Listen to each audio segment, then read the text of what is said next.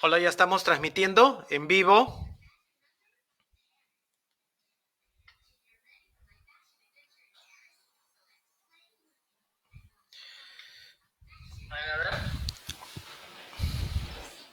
Muy buenas noches con toda la comunidad sanmartiniana y público en general. Ya vamos a empezar.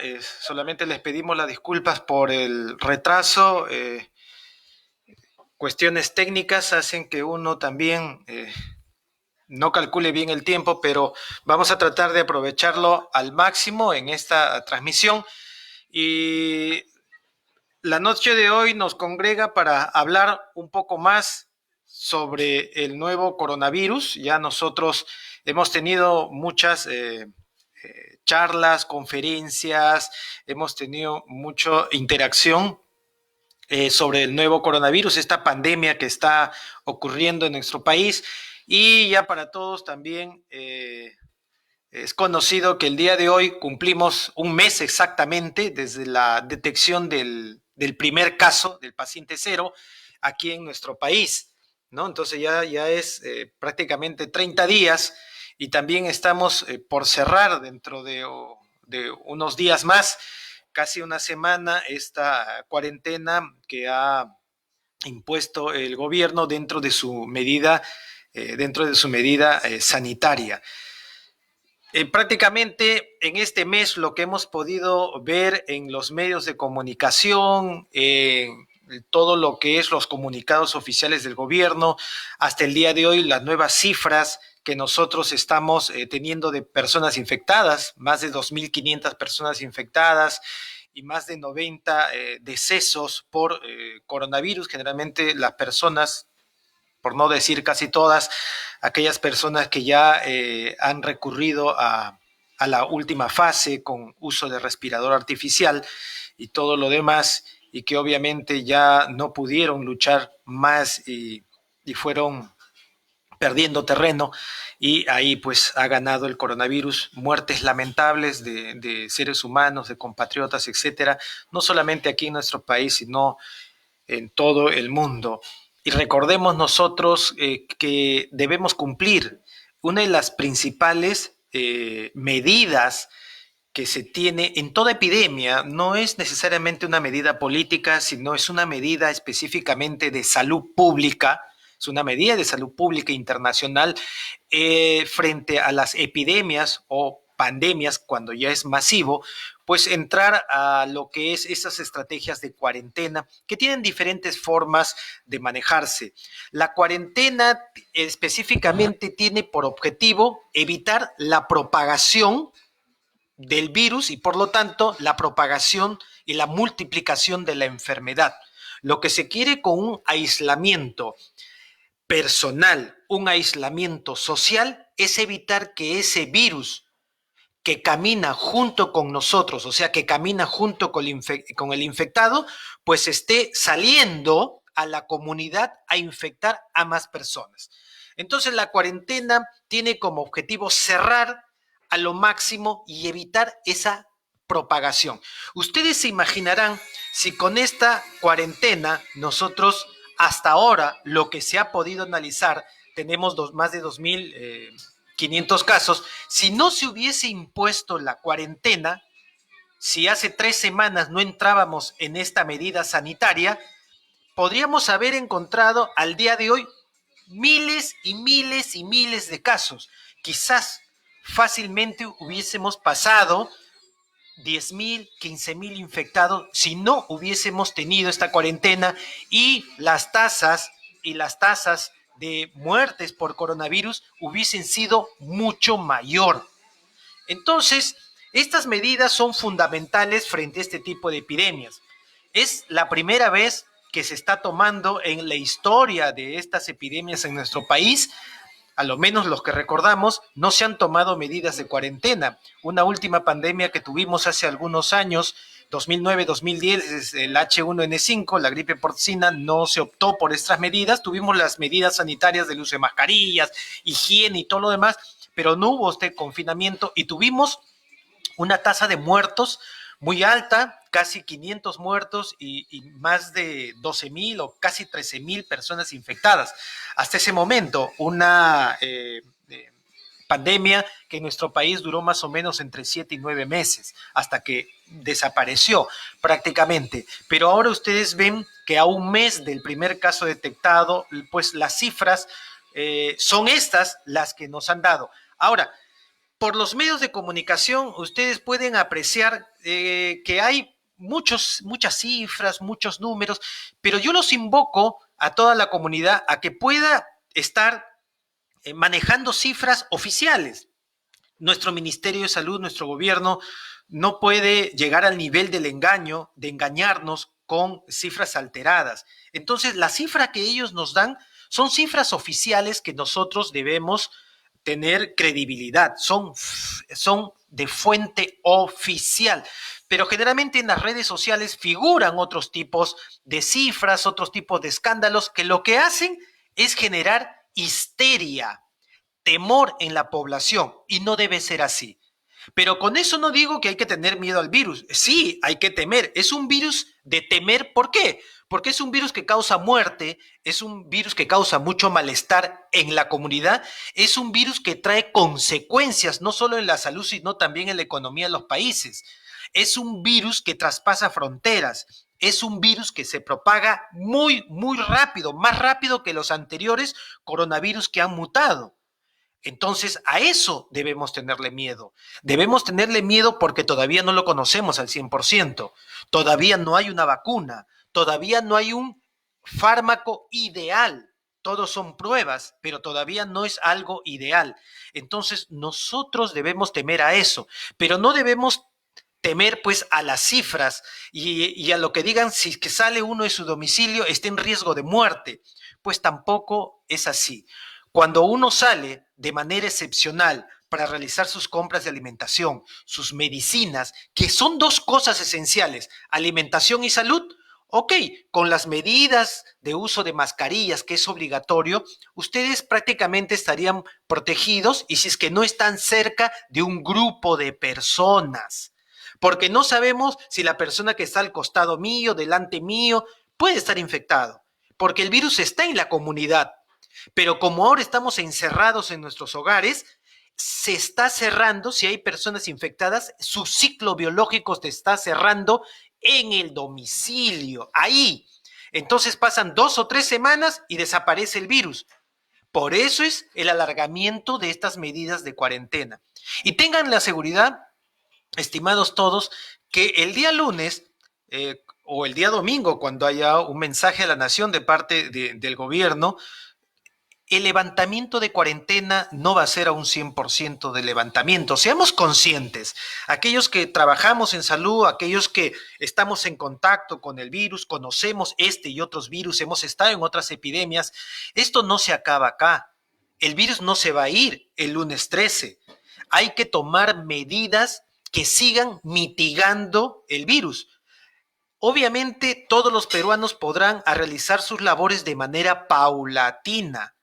Pónganse a pensar que las personas mayores de 60 años o aquellas personas que tienen enfermedad concomitante como diabetes, como hipertensión, como enfermedad vascular, cerebral, etcétera, son personas de riesgo y vulnerables que ellos deberán todavía estar restringidos a su domicilio por el bien de ellos. Y poco a poco irá la población del transcurso de las semanas a realizar sus actividades de manera paulatina. ¿Y deberemos salir ya de nuestro domicilio? Sí, pero usando mascarillas de protección para protegerme y para proteger al resto.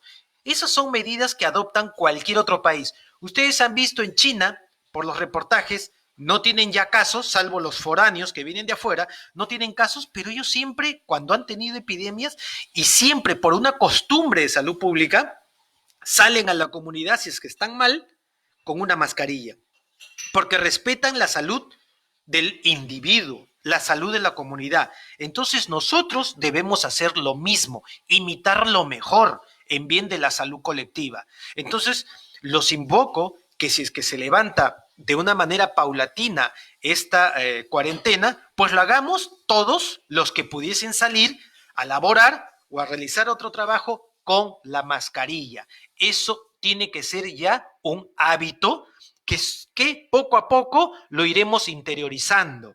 Alguien, si acá el próximo año se resfría con algo tan simple y va a su trabajo, tiene que pensar que no puede ir al trabajo porque va a contagiar a sus colegas.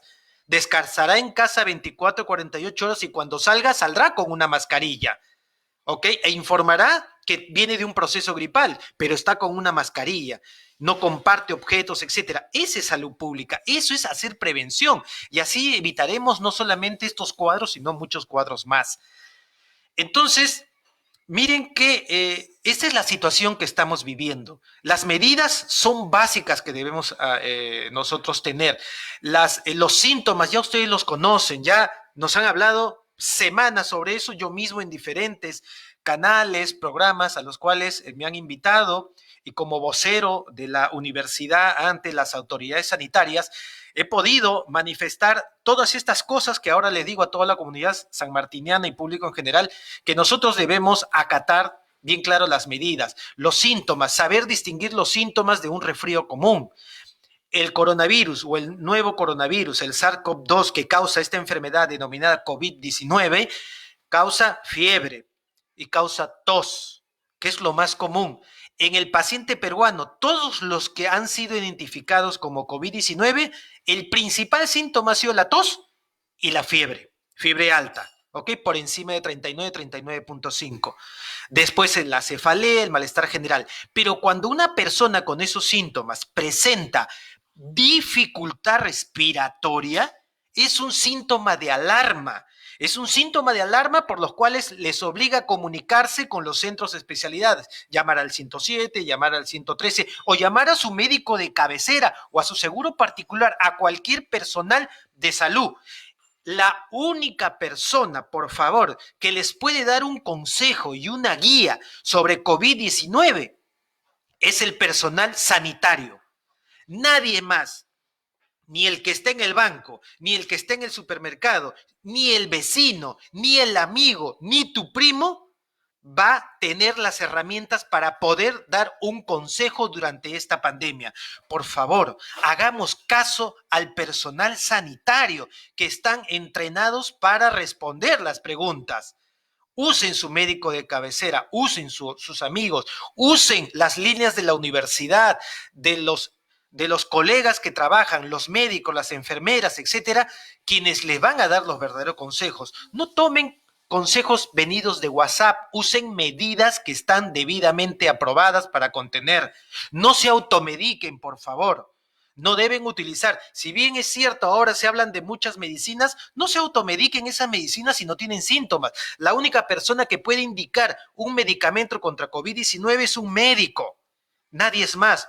Por favor, no lo hagan, porque es por la salud de ustedes.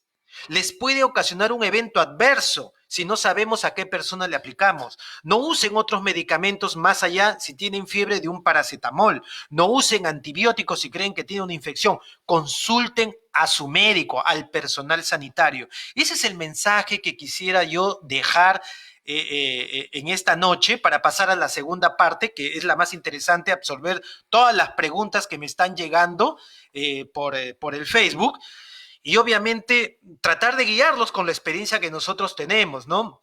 Nuestra universidad, con todo el avance académico, científico, y ahora más aún que nos encontramos en el tercer puesto del ranking Shimago, el haber ofrecido mucho de nuestra infraestructura y clínica universitaria para la salud de la comunidad, hace que nosotros tengamos esta responsabilidad social de poder darle los puntos esenciales y claros y que se puedan comunicar por los diferentes medios con nosotros para poderles dar la verdadera opción o guía en problemas que ustedes tengan.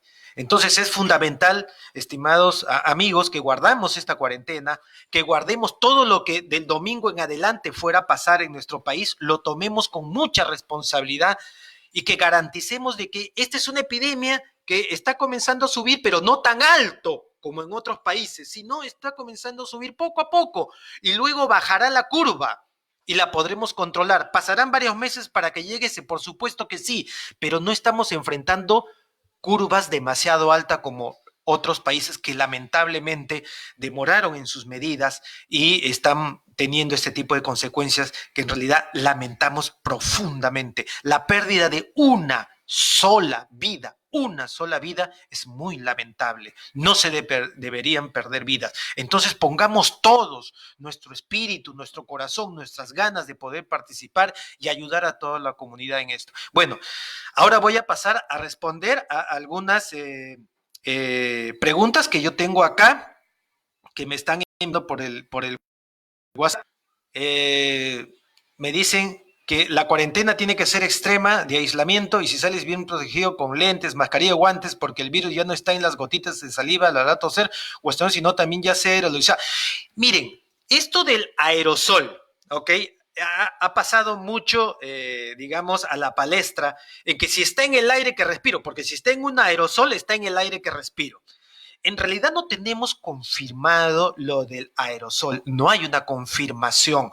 Han sido algunos experimentos hechos, pero no en el campo, no en la realidad, no en la vida común, porque sería peligroso hacer esa prueba, ¿ok?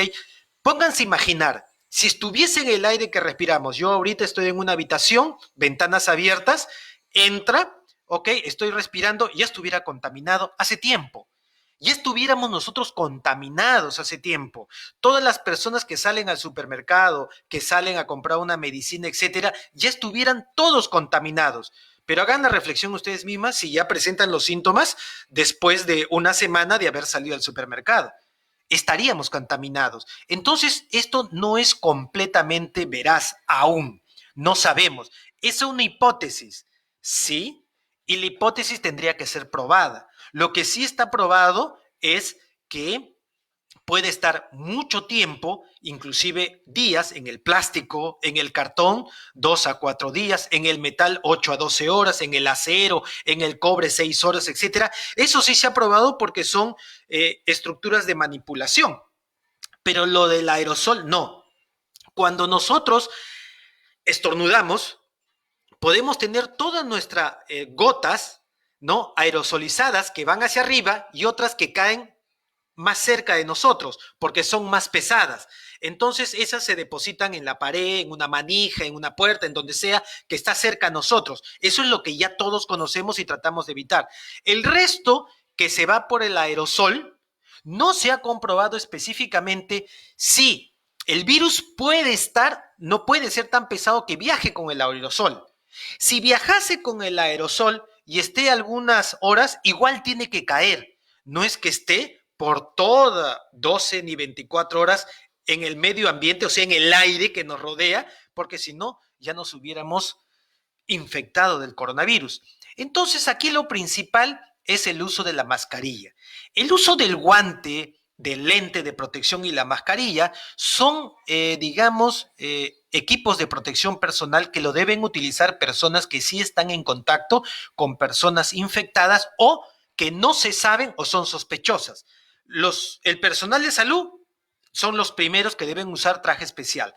Lente, mascarilla y guantes, las personas que hacen seguridad, la policía, el ejército, la FAP, la marina, serenazgo, etcétera, que paran lamentablemente viendo a gente que sale más allá del toque de queda, los recoge, etcétera. Ellos están expuestos a una población que no se sabe si está infectada. Entonces ellos sí deberían usar estos equipos. Nosotros, obviamente, con una mascarilla. Si usamos el guante y nos vamos a comprar, ¿ok? En el látex del guante se van a pegar todo lo que nosotros agarramos, ¿ok? Y si ustedes utilizan un guante para comprar, si se sienten más seguros de usar un guante, úsenlo. Si se sienten más seguros, úsenlo. Pero inmediatamente descarten el guante. Así como se descarta la mascarilla. Y si van a, tampoco, si a ustedes les da seguridad utilizar un lente de protección, ojo que también es descartable. Tendrían que eliminar todo lo que ustedes utilicen de protección personal, lo tienen que eliminar en el mismo momento. Lo ponen en una bolsa especial y lo eliminan no con la basura convencional, pero lo tienen que eliminar. No se limpia, no se desinfecta, son descartables. ¿De acuerdo? Entonces, si lo van a hacer, tienen que hacer esa modalidad. ¿De acuerdo? Otra pregunta, bueno, si me preguntan que la cuarentena debe seguir, si me preguntan a mí como personal sanitario, Mi respuesta sería sí, debería seguir, ¿ok? Porque tendríamos un mejor control. Si se levanta la cuarentena, no se sientan atemorizados porque durante la siguiente semana, digamos que se levanta, comiencen a subir los casos inmediatamente. Pues sí, subirían porque es lo natural. Es lo natural que suba porque ya la gente no está aislada. Pero no va a ser como nunca haber hecho una cuarentena. Casi son 28 días de cuarentena o serían 28 días y se ha podido controlar, ¿no? En buen número. Pero obviamente va a haber un despegue si es que se levanta totalmente la cuarentena. Mi opinión es que debe seguirse con un tipo de cuarentena con ciertas restricciones, porque tampoco nuestro país no debe parar, pero con ciertas restricciones y cuidados. Ya ese es el campo sanitario, ¿no es cierto? El grupo sanitario siempre va a decir continuemos con esto. De ahí viene la parte política, ahí ya no nos metemos. Entonces, es prácticamente una opinión. Va a servir para todo. ¿El clorito de sodio puede ayudar a controlar el COVID-19? ¿Se debería tomar bicarbonato más vitamina C y vinagre para prevenir? Yo les tengo que responder como médico. De eso no, como médicos no tenemos evidencia científica del uso para prevenir el COVID-19. Ojo, estamos hablando de COVID-19. No tenemos hasta ahora ninguna evidencia que utilizando gárgaras de vinagre, etcétera, lo podamos controlar. Tendríamos que hacer estudios clínicos. No los tenemos. Son cosas que ustedes, yo sé, lo encuentran en el WhatsApp, lo encuentran en el internet, lo dice la vecina, etcétera. Ahora, personalmente, yo les puedo manifestar, ¿hace daño? Bueno, no hace daño, ¿no? Es inocuo. ¿Quién no ha hecho alguna vez un colutorio, un gargarismo con limón y sal, que son las recetas clásicas de la abuela, ¿no? Cuando han tenido una inflamación y aparentemente les ha hecho bien. Mal no les va a hacer. Entonces, si se sienten cómodos haciendo eso, háganlo porque es parte también de la higiene bucal,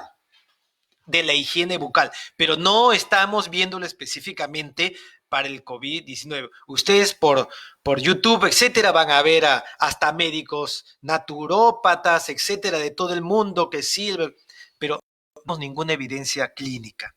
Esa es la verdad. Son experiencias. Y las experiencias, si se sumaran con un fin científico, como lo está habiendo ciertos medicamentos ahora, ¿no? Como hidroxicloroquina, citromicina, ya está entrando a tener cierta evidencia y la evidencia se recoge en los meses que pasa, probándolo cada vez más, ¿no? Pero obviamente esa sería mi respuesta, ¿no? O sea, al final les va a servir, sí, para una higiene bucal, pero no tenemos nada concreto de esa técnica contra el COVID-19. Igual, la siguiente también, ¿no? Las gárgaras de sal son efectivas. Para higiene bucal, tal vez, ¿no? Pero no tenemos ninguna evidencia, y les tengo que hablar desde ese punto de vista científico y académico, en cuanto al COVID-19, ¿no? Igual, ¿no? Leí en un post de un supuesto infectado que mencionaba que se trataba con vapor de agua, ajos, medidas caseras de los tiempos, bueno, de nuestros padres o abuelos, ¿no? Para trastornos respiratorios y todo lo demás. Ninguna de esas cosas, estimados amigos, estimados colegas, cuentan con una evidencia científica. Son cosas más que todo anecdóticas. Y lo tengo que decir así porque nosotros como universidad tenemos que ser veraces en las afirmaciones que hacemos, en los experimentos que hacemos, porque nosotros tenemos que cuidar la salud de todas las personas. Esa es nuestra finalidad. Hay otros, los 997 pacientes que ya fueron dados de alta pueden infectar a otros. Ah, bueno, me olvidé de detallar, ¿no? O sea, de esos 2.541 me parece que están infectados, de esos 997 ya fueron dados de alta. No van a contagiar, obviamente, no van a contagiar, ya se curaron. La pregunta sería si esos 997 se pueden volver a contaminar con COVID-19. Y la respuesta va a ser, no lo sabemos aún. Con el tiempo vamos a ver cuál es la reacción del sistema inmune frente a este virus y recién podemos saber si las personas ya crean inmunidad de por vida o no la van a crear de por vida. ¿Ok? Entonces eso todavía está en veremos. Bueno, agua caliente. Miren, yo he visto tantos programas con agua caliente. Un colega me dice, oye, yo puedo aguantar, tomo café hirviendo y me puedo hacer garras con eso.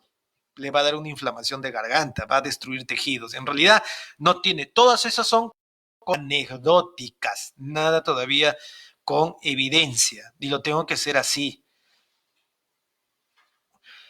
Otra, es cierto que al final el 80% de la población se va a infectar, no lo sabemos, no lo sabemos. ¿Ok? Si nosotros hacemos un estudio retrospectivo, histórico de todas las grandes epidemias y pandemias que ha padecido el hombre durante la historia, nunca el mundo se ha infectado al 100%, ni al 90%, ni al 80%. Nunca. El mundo, ¿ah? De que ha habido epidemias como la gripe española de 1918 a 1922 y murieron 50 millones de personas en el mundo. No ha sido el 100% de la población, claro, ha sido catastrófico, pero no ha infectado al 100%. No ha llegado a infectar. Y ustedes miren, comparen las cifras. Continente asiático, miren cómo fue la infección. Continente europeo, miren cómo ha sido las tasas de infección. Continente americano, no contemos a los Estados Unidos. Sudamérica, miren cómo son las tasas de infección. Son menores a Europa y menores a Asia. ¿Por qué? Por esta razón. El virus que nosotros tenemos circulando hoy en nuestra patria no es el mismo virus. Su estructura no es 100% la misma al virus de Wuhan, China. No es. Desde que apareció en Wuhan, China, la primera mutación de coronavirus y se detectó, el virus tiene que ingresar a una célula mamífera o humana porque necesita nutrirse y multiplicarse, necesita replicarse. Un solo SARS-CoV-2 que me produce COVID-19, uno solo en una célula puede dar 10,000 réplicas, 10,000 réplicas, ¿ok? 10,000 virus más. Entró uno, pero entran miles, ¿no? Y saca 10,000. Pero se tiene que combinar con nuestro ADN, se combina, ¿ok? Entonces, en esas combinaciones que han venido de China, Europa y han pasado, miren cuánto tiempo, han habido combinaciones tras combinaciones y ya no es 100% el mismo. A más combinaciones que tenga con el paso de los meses y los años, ese virus se va a debilitar solo y ya no va a causar ningún problema. Esa es una desventaja que tiene el virus cuando comienza a combinarse con diferentes ADNs. Y otra cosa importante, también la estructura genética va a ser diferente entre los asiáticos, los caucásicos europeos y los latinos sudamericanos. También hay diferencias. Es porque también lo vemos en otras enfermedades. Las malarias, por ejemplo, que es endémico en nuestro país, no es igual a la que da en Europa o la que da en el África. Es diferente y la respuesta también. Entonces hay mucha variabilidad intercultural, interetnia, que también marca la diferencia. Entonces, al parecer, nosotros también tenemos esa diferencia en cuanto a la respuesta inmune. Y otra cosa importante, nuestro sistema inmune peruano, latino, está en contacto todos los días con virus de todo tipo, bacterias, hongos, parásitos. Y nuestro sistema inmune tiene un archivo innumerable de cómo atacar a cada microorganismo al que nos enfrentamos. Los europeos no, los norteamericanos y canadienses tampoco. Su interacción con microorganismos es muy pobre, muy poca. Entonces, nuestro sistema inmune sí está preparado para enfrentar. No conoce al COVID-19, está aprendiendo a reconocer, pero quizás responde un poco mejor. ¿Ok? Por eso ahora estamos haciendo estudios desde el punto de vista inmunológico también para ver esa posible interacción y ese rol que de repente nos podría ayudar. A ver, las mascarillas quirúrgicas solo son para, por supuesto, uno solo. Pueden usar el N95, que es el oficial para el cuerpo médico, pero pueden utilizar las otras mascarillas quirúrgicas descartables que son de 3 y de 4 capas. ¿Ok? De 3 o de 4 capas. Sirven porque internamente tienen también una protección especial. No es tela simple, porque si fuera tela, sale. Cuando yo estornudo va a salir las gotas igualmente, porque es poroso. Pero estas tienen varias capas y tienen recubrimiento especial al interior que impide que salga. Entonces, pueden ser las N95, que son las oficiales, o pueden ser estas mascarillas descartables que ustedes ven horizontales de 3 o de 4 capas. O sea, la pueden utilizar. A otra prueba. ¿Por qué hay tanta controversia respecto a las pruebas de diagnóstico molecular versus las rápidas? No es que haya controversia, creo que se ha comunicado mal sobre las pruebas. Las pruebas que han venido, que vienen en unos cassettes como si fueran USB, un poco más grande, y que se usan con sangre, no con hisopado nasal ni de garganta, son pruebas de screening, son pruebas de tamizaje, no son pruebas de diagnóstico final. ¿Dan un diagnóstico que dice positivo o negativo? Sí, pero es para aplicar a grupos grandes. Son pruebas de screening, de tamizaje, de cribaje. En diferentes nombres también se le conoce, para yo utilizarlos en una población grande y necesito saber la posibilidad de infección de una manera rápida, en 10 minutos o en 5 minutos, porque solo mide anticuerpos. Eso quiere decir que me sirven cuando el paciente tiene ya una semana de haberse infectado. Pero aquí la pregunta es, ¿quién sabe el día en que se infecta? Nadie. Nadie sabe, oye, hoy me infecté, estoy en el día 1. Yo estoy infectado 3 días. No, nadie sabe eso. Cuando ya están los síntomas, ya pasó una semana de que me infecté. Cuando ya tengo síntomas, la fiebre, la tos, ya pasó una semana y ya tengo anticuerpos. El anticuerpo IgM, ya lo tengo en sangre y lo puedo ir utilizando. A más días me pasa, mejor, obviamente, hay más cantidad de anticuerpos, pero ya a partir del séptimo, octavo día ya tengo anticuerpos y puedo utilizar esta prueba de screening. Por ejemplo, ¿no? Esta prueba de screening, les voy a poner el ejemplo, en los penales, donde ya comenzaron a detectarse 1 o 2 casos, se hace un barrido completo a toda esa comunidad penal con estas pruebas rápidas. Solamente los que salen positivos a una prueba de tamizaje, solo a ellos les hago la prueba molecular para confirmar y dar el diagnóstico final, que es COVID-19. Digamos que hay 1000 presos y les hago la prueba y salen 10 positivos a esa prueba rápida, a esos 10 le hago la prueba molecular para confirmar. Ahora, ¿se me pueden escapar algunos? ¿La prueba puede no detectar algunos que estén infectados? Sí, 1, 2, pero tengo que ir vigilando, hacer constantemente vigilancia. De repente a la semana volver a tomar. Eso se utiliza. Las pruebas rápidas son una herramienta fundamental cuando el virus está en la comunidad. O sea, en la fase donde nosotros estamos, el virus está en la comunidad, sirve mucho para la gran masa, para ir y buscar al virus, ¿ok? Pero generalmente las pruebas moleculares es porque el virus ha venido a nosotros, porque son equipos que no se pueden desplazar a la comunidad, están en laboratorios, preparados debidamente en un ambiente especial, no salen a la comunidad. En cambio, las pruebas rápidas sí salen, ¿ok? Y voy captando a aquellos probables infectados y a ellos les tomo la muestra molecular. Ambas pruebas trabajan de la mano. Usamos toda la presión y desechamos todo implemento con cada, por supuesto que sí, todo lo que se utilice en un paciente infectado se desecha en otros, en bolsas especiales, son bolsas rojas de bioseguridad para ahí descartar, porque la gente sabe que cuando ve una bolsa roja es que tiene elementos peligrosos, contaminados, ¿de acuerdo? Eso es una coloración universal. Sobre la todavía no sabemos nada, todos están en proceso. En realidad el proceso demora de 12 a 18 meses el preparar y tener, porque las vacunas no es que a la primera salga bien, tiene que pasar varios periodos para saber la efectividad, medir anticuerpos, medir las defensas, etcétera, los efectos adversos que pudiera haber, y eso se ve en el tiempo. Si tenemos una vacuna, Dios mediante será entre verano, enero, febrero, marzo del próximo año. ¿Es necesario cambiarse de ropa al regresar de la calle? Todo depende con el contacto, ¿no? Digamos, si alguien sale con su auto, de repente va al cajero, simplemente con el auto, simplemente utiliza el cajero, se vuelve a su automóvil, se va a su domicilio, no ha habido contacto con personas. El cajero no me va a contaminar.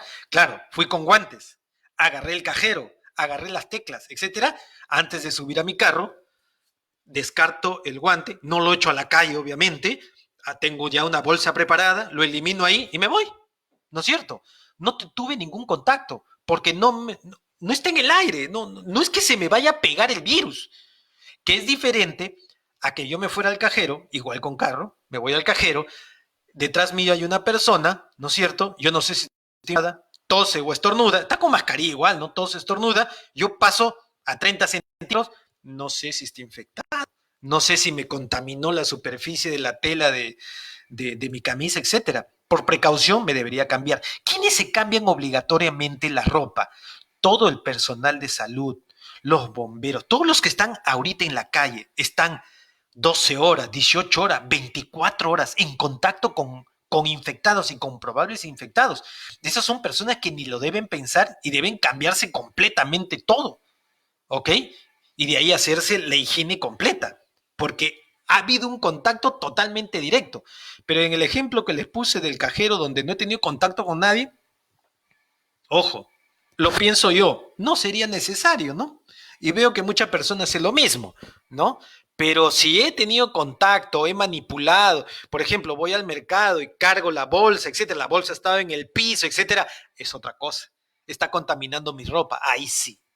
¿Ok? Cuando veamos que se ha contaminado al apoyarme objetos, una persona me ha tocado, se ha resbalado, me puse bolsas encima, etcétera, lo cargué, está en el tórax, etcétera, ok, la cosa un poco cambia, ¿no? Si es que está en un ambiente y más aún de este tipo. Muy bastantes preguntas. Dice que desinfectemos todo con lejía como si se eliminara el virus. ¿Por qué debemos quemar todas las pertenencias de alguien que fallezca? Bueno, uno, la limpieza con la solución de lejía es una limpieza universal, no solamente por el coronavirus, sino por cualquier otro virus, bacterias, hongos, etcétera. Es parte de la limpieza porque en los elementos que tocamos se contamina. Lo otro, cuando fallece una persona, es una norma internacional. Es una norma internacional, no es porque al Perú se le ha ocurrido, es una norma internacional que dice que frente a una epidemia o una pandemia, y por algo desconocido totalmente, cuando las personas fallecen tienen que ser cremadas. No hay discusión en eso. Es una política de salud internacional que se tiene que cumplir porque no sabemos completamente cómo es este virus. Lo vamos a saber en el transcurso de los meses. No lo conocemos al 100%. No conocemos cómo se comporta al 100%. No conocemos cómo tratarlo, cómo manejarlo al 100%. Y como no hay un 100% de efectividad, ni siquiera un 99.9%, no corremos riesgos y utilizamos la política internacional frente a los fallecidos. ¿Hay efectos adversos o secundarios de los que tuvieron coronavirus? ¿De los que se curaron? No, para nada.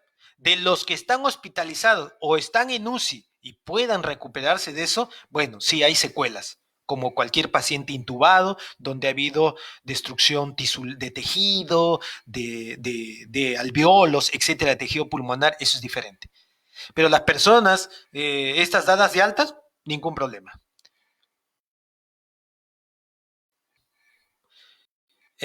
Procedimiento que se usó para la recuperación. ¿Qué dice? Explícame por favor cuál fue el. Bueno, recuperación de pacientes, en realidad no sé a qué procedimiento se refieren, hay muchos, ¿ok? Hay muchos, ahora se están probando fármacos como hidroxicloroquina y acitromicina, que da buenos resultados si es que nosotros lo usamos desde el principio de captación de la persona. ¿Ok? Entonces, hasta ahí da resultados. Generalmente en la segunda semana, en la fase no infecciosa, sino en la fase inflamatoria, ya no tiene gran efectividad, eso menos en una persona en UCI, no utilizamos esos medicamentos.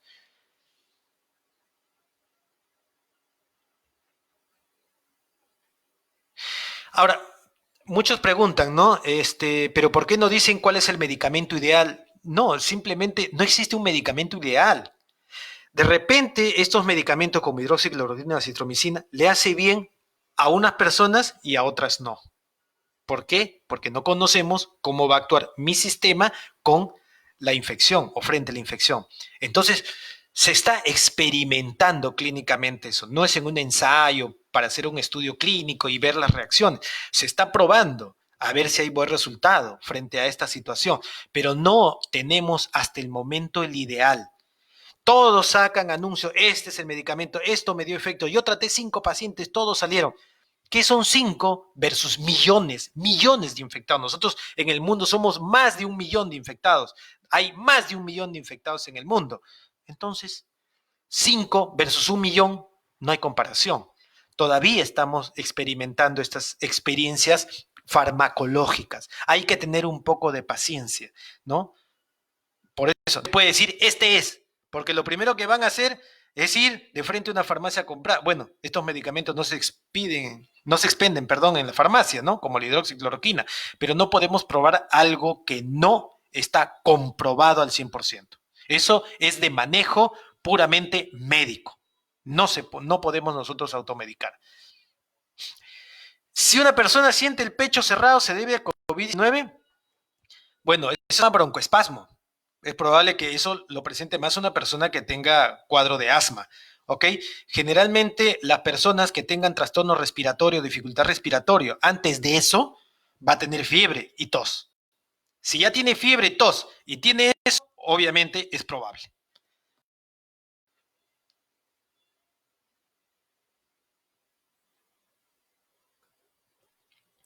Un colega de una ONG internacional como que pide una comunicación interna, con mucho gusto, ahí están mis datos, nos podemos comunicar con el Instituto de Investigación donde laboro, con su ONG, con mucho gusto. ¿Por qué no cierran los bancos? Bueno, por eso les digo, no es una cuarentena total, ¿no? Lo que han dejado son abastecimiento de alimentos, de medicinas y transacciones bancarias, porque si no, ¿cómo las personas disponen de su dinero en efectivo si no pueden movilizarse de otra manera? Cuando uno le pagan siempre a un banco, por eso queda. Y además en los bancos, no todos están atendiendo por si acaso en las agencias, y es mínima la gente, tiene que haber de todas maneras transacción. Si fuera una cuarentena estrictamente total, nadie, ni supermercados estaría abierto. ¿Y de qué comemos? Bueno, lo que hizo China, ¿no? Pero no tenemos esa tecnología preparada para ese tipo de servicios. Bueno, al final, la, la lección que nos va a dejar esta pandemia en el mundo y en nuestro país va a ser primero nuestra actualización sanitaria. Va a cambiar nuestra actualización sanitaria. Vamos a tener que hacer muchos cambios a nivel de la estructura sanitaria y de ahí sobre nuestra vida cotidiana. Van a haber muchos cambios y que los vamos a ir viendo poco a poco, ¿no? Que va a ser en bien de nosotros, porque no les voy a mentir, después de esta pandemia, pueden pasar 5 o 10 años, va a venir otra y después otra, porque la historia de la medicina, la historia humana está llena de pandemias, llena porque evolucionan los microorganismos. Así como evoluciona el hombre, también ellos evolucionan y ocupan también el planeta Tierra. Entonces, no debemos sorprendernos de todo lo que salga más adelante. Aquí lo importante es estar preparados para todo esto. Lo del aerosol ya respondí. Los animales portadores, miren, hasta el momento, todos los estudios que había los animales, había solamente uno o hasta dos contagios, ni siquiera en China, en otro país del Asia, pero de ahí no se ha probado nada en los animales, mascotas, etcétera, etcétera, por si acaso, ¿ok? Por si acaso.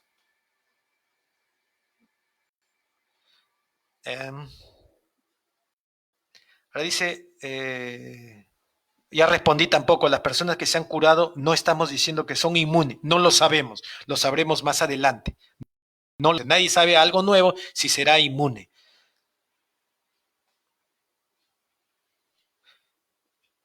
Tampoco si los que salieron de alta pueden contaminarse, no lo sabemos tampoco. Igual hay que cuidarse, como cualquier, ya se contaminó, pero igualito hay que cuidarse. Cuando las personas curadas llevan un tratamiento, no, ya en las personas que se curaron, el sistema inmune ya lo reconoce, ya sabe quién es y le hace la pelea. ¿De acuerdo? Así es. Ya le hace la pelea, se le enfrenta. Y ahí depende quién gana, ¿no? Pero ya, es diferente el sistema inmune de alguien que no conoce todavía el coronavirus. Ahí sí hay una pequeña desventaja. Si quisiera desinfectar otro tipo de superficie con alcohol, no se me decía, no, pueden usar el alcohol para desinfectar. Miren, lo interesante del alcohol es que yo acá tengo el virus, el coronavirus o el SARS-CoV-2, tiene una estructura, una envoltura externa, ¿ok? Que tu envoltura externa principalmente es de grasa, lípidos, grasa. ¿Qué tenemos lo mejor para la grasa? alcohol. Lo pasan y el virus ¡plup! Se destruye en segundos. El alcohol claro, es un poco más caro que la lejía en agua, ¿no? Pero el alcohol obviamente es lo mejor. Por eso nadie lleva en la mano o en un frasquito lejía diluida para pasarse en la mano. Lleva alcohol, ¿sí o no? Porque justamente es lo mejor. Ustedes reciben dinero, lo que sea, utilicen el alcohol. Salen del coche, van al cajero, están con guantes, si quieren, se saca, utilicen el alcohol. Porque obviamente la estructura externa del virus tiene lípidos y eso se disuelve con el alcohol.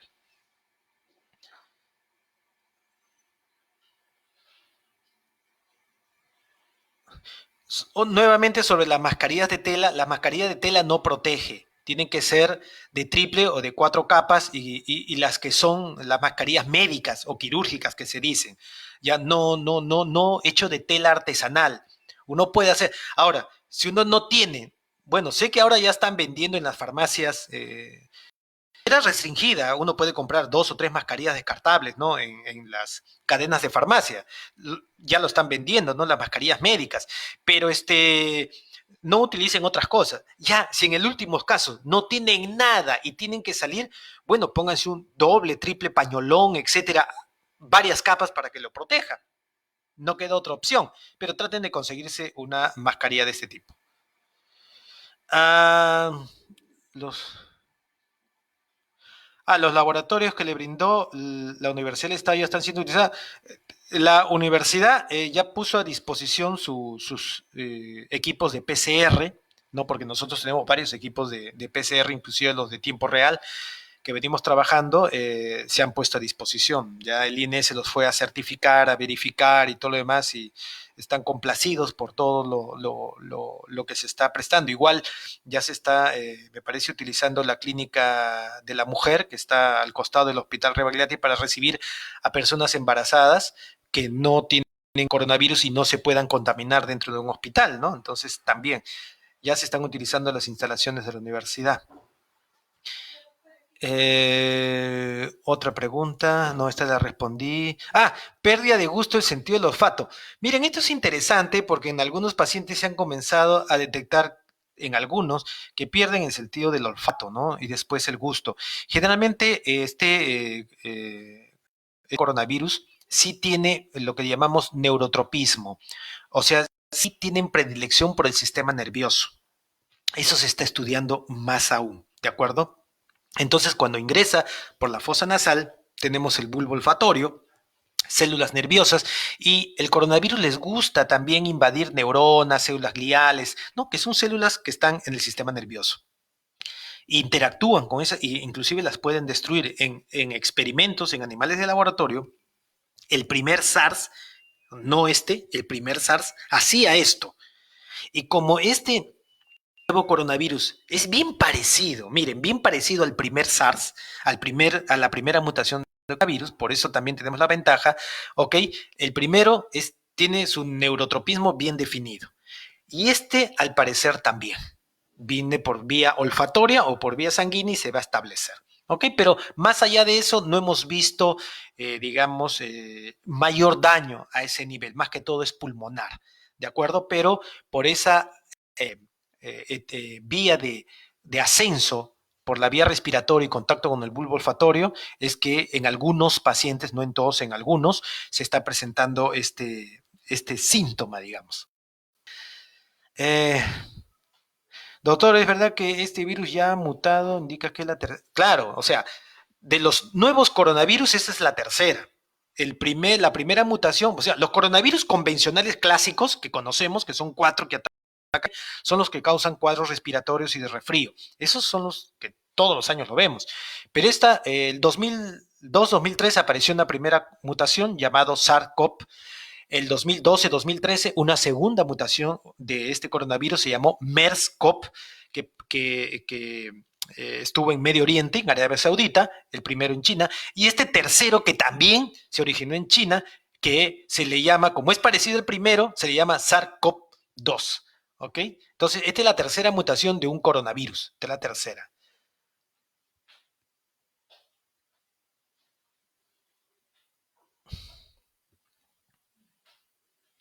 Bueno, aquí en las personas que han fallecido, en realidad, y que jóvenes y supuestamente, dicen acá, gozando con buena salud, digo supuestamente, porque en realidad no sabemos cómo, si no le hacemos una necropsia muy especial, ¿no? Muy profunda, no vamos a poder saber de muchas cosas. En una necropsia convencional van a ver cerebro, el sistema digestivo, respiratorio, corazón, cardiovascular y punto. Pero de ahí se cogen muestras para analizar más adelante y en el futuro, porque se necesitan equipos especiales también para patología forense. Entonces, no vamos a saber si esa persona está completamente saludable. Y yo también hago esa pregunta a todos, ¿no? En realidad, todos aquí en el siglo XXI nos sentimos completamente saludables. Yo les digo eso porque si vivimos en un mundo de alto estrés, ¿ustedes creen que nuestro sistema inmune no se desata con el estímulo del estrés? Pues sí, el estrés es dañino para el sistema inmune y vivimos en un siglo de alto estrés, hasta competitivo en estrés. Y eso hace que mi organismo no tenga salud. Y la pregunta que yo siempre he hecho, en realidad, ¿uno considera que estamos sanos completamente? Yo diría que no. Siempre hay algo. ¿Ok? Y en estas personas jóvenes que han fallecido, puede haber algo que tendríamos que investigar a profundidad. ¿Ok? Porque también son cosas que no conocemos todavía del virus o cómo es su fisiopatología y patología al 100%. Esa es la parte tal que tendremos respuesta para todas estas cosas que quedan todavía en el tintero. De aquí varios meses recién tendremos mayores respuestas. Eh, ¿Qué pasaría si el virus infecta a otra persona que está con infección? Puede ser VIH, todo. Obviamente, pobre sistema inmune no va a poder responder bien, porque está preocupado en la otra infección que tiene. Entonces, obviamente, lo hace inmunodeficiente y por lo tanto el virus lo puede agravar aún más, ¿no? O su principal problema puede ser el COVID-19. Ahora, en el caso del VIH, pacientes que toman antirretrovirales, inhibidores de proteasas, de transcriptasa reversa, etcétera, acuérdense que también hay antirretrovirales tipo ritonavir, lopinavir, etcétera, que se ha utilizado en algunos sitios como experiencia. Pero hablo como experiencia, todavía no hay nada concreto sobre los antivirales y la respuesta frente al COVID-19. Puede estar un paciente VIH con esa terapia, puede defenderse quizás mejor el ingreso del coronavirus nuevo. Puede ser que sí, puede ser que no. Todavía no tenemos algo claro sobre esto. ¿Suplemento de zinc es recomendable? Bueno, en realidad todos nosotros necesitamos nutrientes, minerales o oligoelementos en nuestra actividad diaria, todos una fracción mínima. Si es que no tenemos eso, obviamente un desbalance en nuestro equilibrio fisiológico. Y se supone, digo se supone, que con nuestra alimentación y demás, nosotros podemos tener accesos a todo eso. Pero cuando nos falta, recurrimos a las medicaciones que nos producen vitaminas, minerales. Si el cuerpo lo necesita, lo va a absorber. Si el cuerpo no lo necesita, lo va a eliminar. ¿Ok?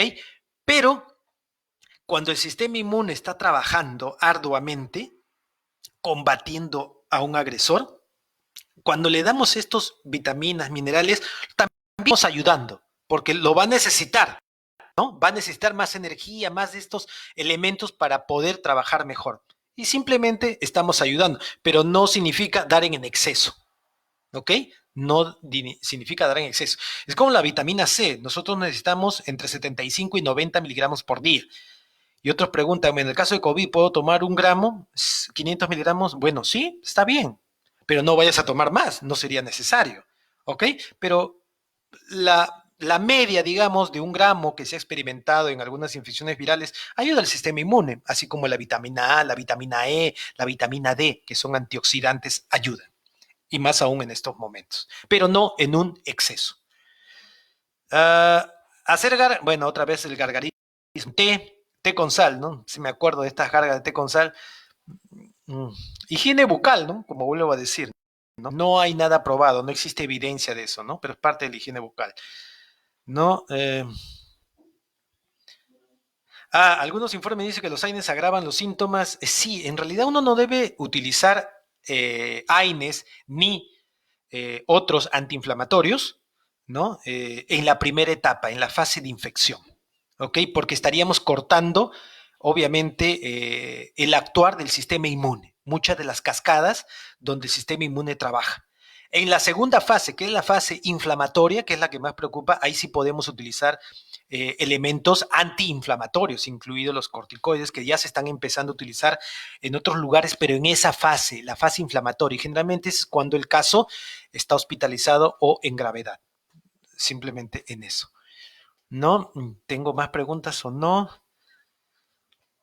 Bueno, esto ya he dicho de que los pacientes recuperados no sabemos si se vuelven a infectar o crean una inmunidad por siempre, no lo sabemos, ¿no? Hay algunas infecciones virales que sí crean inmunidad para siempre, hay otras que permanecen latentes en nuestro organismo y hay otras que constantemente pueden en varias modalidades, pero en coronavirus todavía no. ¿Cuántos usos podría tener mi mascarilla en 95? Uno. Todos esos elementos. Mire, las batas, las botas, etcétera, que se utilizan, todos son descartables.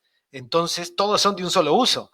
No hagamos la de nosotros. A veces, digo nosotros, pues la típica del peruano, ¿no? O sea, la lava y todo lo demás, no. Son elementos descartables. No digamos, hagamos uso contrario de que se nos dice. Todo es descartable en equipo personal, ¿ok? De protección. Todo es descartable. Bueno, este, bueno, ya llevamos 57 minutos. Vamos a entrar a una hora. Acá yo.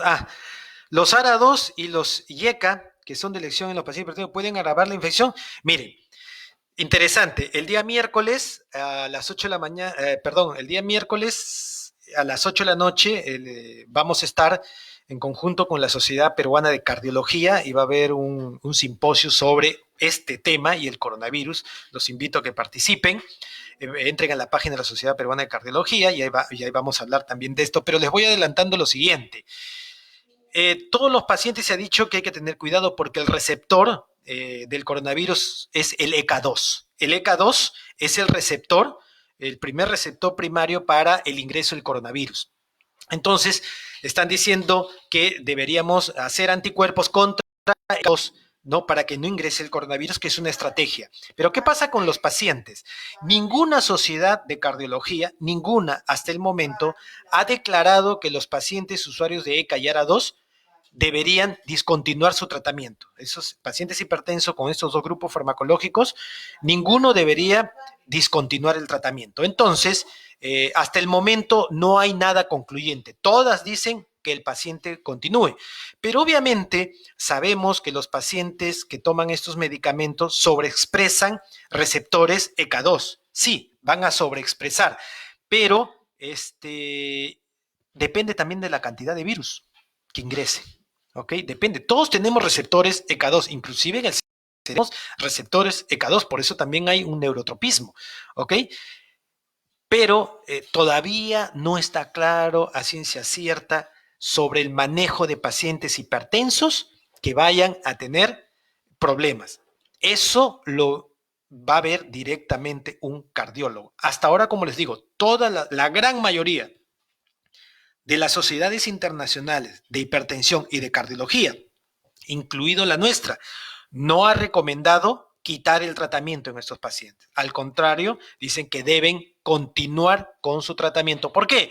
Si lo llegan a quitar, no está infectado ni nada, está cumpliendo su aislamiento, imagínense que le dé un síncope, le suba la presión y pueda desarrollar un ACV, más con la tensión de la pandemia. Entonces, no podemos correr ese riesgo. Bueno, todos los tratamientos que hay hasta ahora simplemente se están utilizando, están empezando algunos estudios, etcétera, nada concluyente hasta ahora, solo experiencias aisladas, nada concluyente. Dentro de los protocolos del Ministerio de Salud está hidroxicloroquina, citromicina, otros medicamentos, pero porque, digamos, hay más experiencia en el mundo de eso. No una evidencia fuerte, pero sí una experiencia alentadora. Entonces vamos a ver también qué pasa más adelante. ¿De acuerdo? ¿Por qué el ébola no se expandió de la misma forma? Bueno, el ébola sí es mucho más agresivo, pero no tan rápido como este virus, solamente que sí fue controlado a tiempo. En toda infección viral de transmisión aérea, el control es fundamental, control de que ahora con tantos vuelos, comunicaciones internacionales, se difunde el virus muy rápidamente. Entonces, cuando uno controla rápidamente eso, se para. Pero al parecer no pasó con este nuevo coronavirus. Se pasó de las manos. Fue muy rápido, no hicieron caso a lo que pasó en China.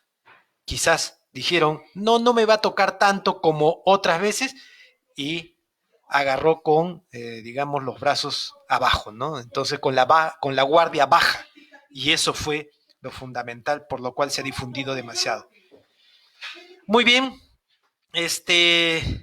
estimada comunidad sanmartiniana, público que nos está siguiendo en el Facebook Live de la Universidad San Martín de Porres, ya hemos pasado la hora. En nombre de la universidad, del Instituto de Investigación, del señor rector de la universidad, decanos y directores del Instituto de Investigación, que todos seguimos trabajando por todos nosotros, ya que como médicos sanmartinianos estamos tratando de colaborar desde donde nos encontramos con la salud de todas las personas. Estamos muy agradecidos por habernos escuchado y que les haya servido en algo estas pequeñas aclaraciones, instrucciones, y no duden en contactarse con nosotros. Estamos plenamente en favor y para ayudar a toda la comunidad y las personas que necesitan. Vamos a seguir en contacto, vamos a seguir teniendo estas reuniones para poder aclarar diferentes puntos, y les agradecemos por seguir nuestro Facebook Live de la Universidad de San Martín de Porres. Que tengan muy buenas noches y sigamos respetando la cuarentena. Buenas noches a todos.